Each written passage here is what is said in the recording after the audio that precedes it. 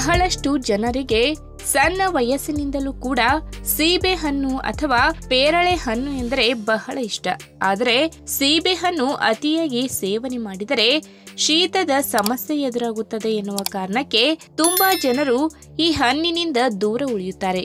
ಆದರೆ ಇದೆಲ್ಲ ಸತ್ಯಕ್ಕೆ ದೂರವಾದ ಮಾತು. ಯಾಕೆಂದರೆ ತಜ್ಞರು ಹೇಳುವ ಪ್ರಕಾರ ದಿನಕ್ಕೊಂದು ಸೀಬೆ ಹಣ್ಣು ತಿಂದರೆ ದೇಹದಲ್ಲಿ ರೋಗ ನಿರೋಧಕ ಶಕ್ತಿ ತಾನಾಗಿಯೇ ಬಲಗೊಳ್ಳುತ್ತದೆ.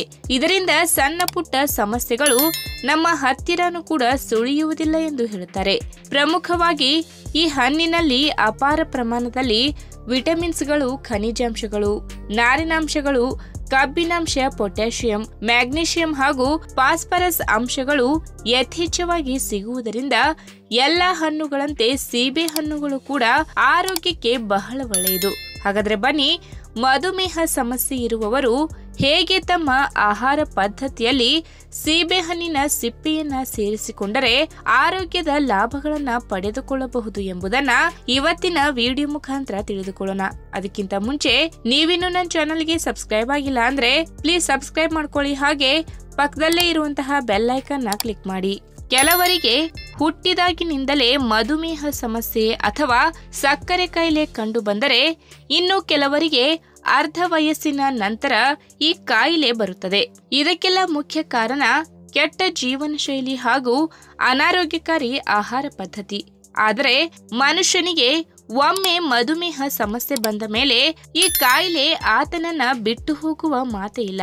ಹೀಗಾಗಿ ಇಂತಹ ಸಮಯದಲ್ಲಿ ಮಧುಮೇಹ ಕಾಣಿಸಿಕೊಂಡ ಬಳಿಕ ಕಟ್ಟುನಿಟ್ಟಿನ ಆಹಾರ ಪದ್ಧತಿ, ಪ್ರೋಟೀನ್, ನಾರಿನಾಂಶ ಹೆಚ್ಚಿರುವ ಹಣ್ಣು ತರಕಾರಿಗಳ ಸೇವನೆ ಮಾಡಬೇಕು. ಕಡಿಮೆ ಕೊಬ್ಬಿನಾಂಶ ಇರುವ ಡೈರಿ ಉತ್ಪನ್ನಗಳು ಇತ್ಯಾದಿಗಳನ್ನ ಆಹಾರದಲ್ಲಿ ಸೇರಿಸಬೇಕು. ಜೊತೆಗೆ ಕಾರ್ಬೋಹೈಡ್ರೇಟ್ ಅಂಶಗಳು ಕಡಿಮೆ ಇರುವ ಆಹಾರವನ್ನ ಸೇವನೆ ಮಾಡಬೇಕು.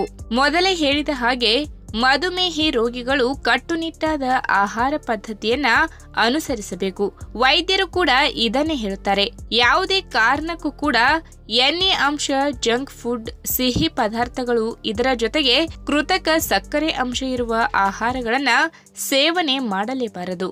ಆದಷ್ಟು ಕೆಫಿನ್ ಅಂಶ ಹೆಚ್ಚಿರುವ ಟೀ, ಕಾಫಿ ಕುಡಿಯುವುದರಿಂದ ದೂರ ಇದ್ದರೆ ಒಳ್ಳೆಯದು. ಇಷ್ಟು ಮಾತ್ರವಲ್ಲ, ಕ್ಯಾಲೋರಿ ಅಂಶ ಹೆಚ್ಚಿರುವ ಆಹಾರಗಳಿಂದ ದೂರ ಇರಬೇಕು. ಯಾವುದೇ ಕಾರಣಕ್ಕೂ ಸಿಹಿ ತಿಂಡಿಗಳನ್ನ ಸೇವನೆ ಮಾಡಬಾರದು. ಇನ್ನು ರಾತ್ರಿ ಊಟಕ್ಕೆ ಅನ್ನದ ಬದಲು ಚಪಾತಿ ಸೇವನೆ ಮಾಡಿದರೆ ಒಳ್ಳೆಯದು. ಒಟ್ಟಾರೆಯಾಗಿ ಒಂದೇ ಮಾತಿನಲ್ಲಿ ಹೇಳುವುದಾದರೆ, ಕಾರ್ಬೋಹೈಡ್ರೇಟ್ ಅಂಶಗಳು ಹೆಚ್ಚಿನ ಪ್ರಮಾಣದಲ್ಲಿ ಇರುವ ಆಹಾರಗಳಿಂದ ದೂರ ಇದ್ದರೆ ಒಳ್ಳೆಯದು. ಯಾಕೆಂದರೆ ಇಂತಹ ಆಹಾರಗಳು ಬಹಳ ಬೇಗನೆ ಜೀರ್ಣ ಆಗುವುದಿಲ್ಲ.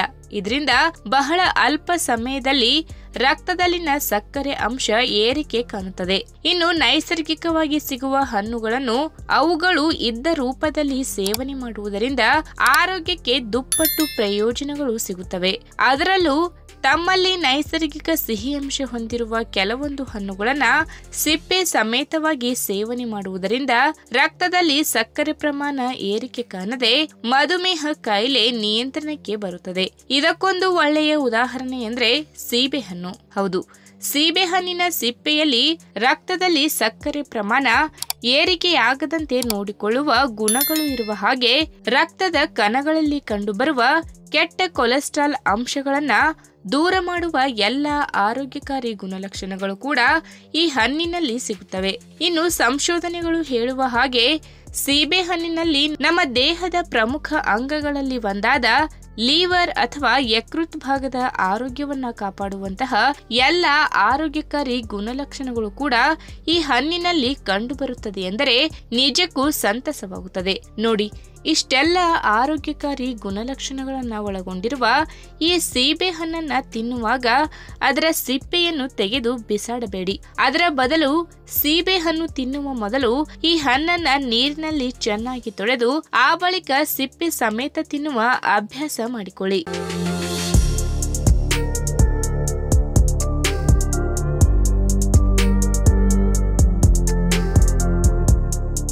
ಋತುಮಾನಕ್ಕೆ ತಕ್ಕ ಹಣ್ಣುಗಳ ಸೇವನೆ ಒಳ್ಳೆಯದು ಎಂಬ ಮಾತುಗಳನ್ನು ನಾವು ಕೇಳಿಯೇ ಇರುತ್ತೇವೆ.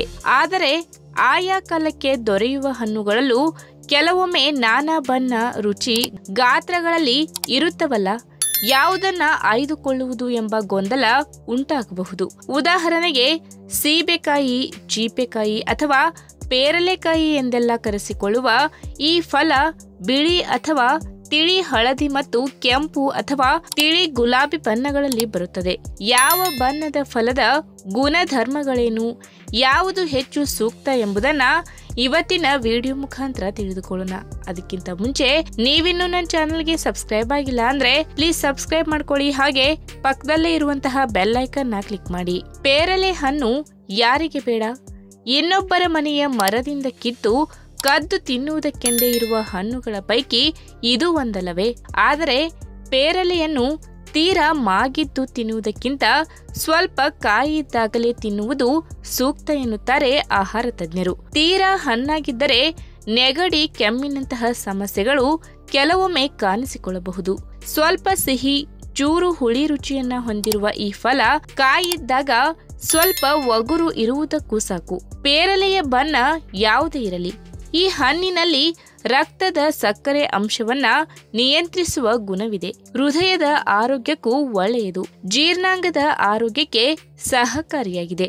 ಅಷ್ಟೇ ಅಲ್ಲದೆ ತೂಕ ಇಳಿಸುವವರಿಗೆ ಒಳ್ಳೆಯ ಆಯ್ಕೆ. ಮಾತ್ರವಲ್ಲದೆ ನಮ್ಮ ರೋಗ ನಿರೋಧಕ ಶಕ್ತಿಯನ್ನ ವೃದ್ಧಿಸಿ ಚರ್ಮದ ಕಾಂತಿಗೂ ನೆರವು ನೀಡುತ್ತದೆ.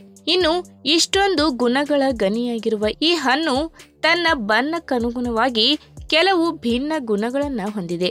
ಅಂದರೆ ಕೆಂಪು ಪೇರಲೆಯ ಗುಣಗಳನ್ನ ನೋಡುವುದಾದರೆ ಇದರಲ್ಲಿ ನೀರಿನ ಪ್ರಮಾಣ ಹೆಚ್ಚು, ವಿಟಮಿನ್ ಸಿ, ಸ್ಟಾರ್ಚ್ ಮತ್ತು ಸಕ್ಕರೆಯ ಅಂಶ ಕಡಿಮೆ, ಬೀಜಗಳು ಕಡಿಮೆ ಇರುವುದರಿಂದ ಪೇಯವಾಗಿ ಬಳಸುವುದಕ್ಕೆ ಹೆಚ್ಚು ಯುಕ್ತ. ಕ್ಯಾರೆಟ್, ಟೊಮೆಟೊದಂತಹ ತರಕಾರಿಗಳಲ್ಲಿ ಕೆಂಬಣ್ಣಕ್ಕೆ ಕಾರಣವಾಗುವಂತಹ ಅತ್ಯುಪಕಾರಿ ಕೆರೋಟನಾಯ್ಡ್ಗಳು ಮತ್ತು ಪಾಲಿಫೆನಾಲ್ಗಳು ಇರುವಿಕೆಯೇ ಪೇರಲೆಯ ಕೆಂಪು ಬಣ್ಣಕ್ಕೆ ಕಾರಣ.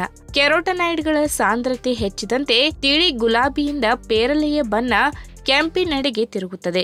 ಒಮೆಗಾ 3 ಫ್ಯಾಟಿ ಆಮ್ಲ ಸಾಕಷ್ಟು ಪ್ರಮಾಣದಲ್ಲಿದ್ದು ಆಂಟಿ ಆಕ್ಸಿಡೆಂಟ್ಗಳ ಉತ್ತಮ ಮೂಲವಿದು. ಇನ್ನು ಬಿಳಿ ಅಥವಾ ತಿಳಿ ಹಳದಿ ಬಣ್ಣದ ಪೇರಲೆಯ ಬಗ್ಗೆ ಹೇಳುವುದಾದರೆ ಇದರಲ್ಲಿ ಸಕ್ಕರೆ ಪ್ರಮಾಣ ಕೆಂಪು ಪೇರಲೆಗಿಂತ ಸ್ವಲ್ಪ ಹೆಚ್ಚು, ಬೀಜವು ಹೆಚ್ಚಾಗಿದ್ದು ವಿಟಮಿನ್ ಸಿ ಮತ್ತು ಸ್ಟಾರ್ಚ್ ಪ್ರಮಾಣವು ಅಧಿಕ. ಇದು ಸಹ ಆಂಟಿ ಆಕ್ಸಿಡೆಂಟ್ಗಳ ಉತ್ತಮ ಮೂಲವಾಗಿದೆ. ಆದರೆ ಕೆಂಪು ಬಣ್ಣಕ್ಕೆ ಕಾರಣವಾಗುವ ಕೆರೋಟಿನಾಯ್ಡ್ಗಳು ಮತ್ತು ಪಾಲಿಫಿನಾಲ್ಗಳು ಬಿಳಿ ಪೇರಲೆಯಲ್ಲಿ ಇಲ್ಲ. ಉಳಿದಂತೆ ನಾರು, ವಿಟಮಿನ್ ಎ ನಂತಹ ಅಂಶಗಳು ಎರಡು ಬಗೆಯ ಪೇರಲೆಗಳಲ್ಲಿ ಸಮಾನವಾಗಿವೆ. ಒಟ್ಟಿನಲ್ಲಿ ಸೂಪರ್ ಫ್ರೂಟ್ ಎಂಬ ಕಿರೀಟವಿರುವುದು ಕೆಂಪು ಪೇರಲೆಗೆ ಎನ್ನುವುದು ನಿಜ. ಇನ್ನು ಆದಷ್ಟು ಕುಂದಿಲ್ಲದ ಹಣ್ಣುಗಳನ್ನ ಖರೀದಿಸುವುದು ಸೂಕ್ತ. ಸಣ್ಣ ಅಥವಾ ಮಧ್ಯಮ ಗಾತ್ರದ ಹಣ್ಣುಗಳು ನಮ್ಮ ಆಯ್ಕೆಯಾಗಿದ್ದರೆ ಅನುಕೂಲ.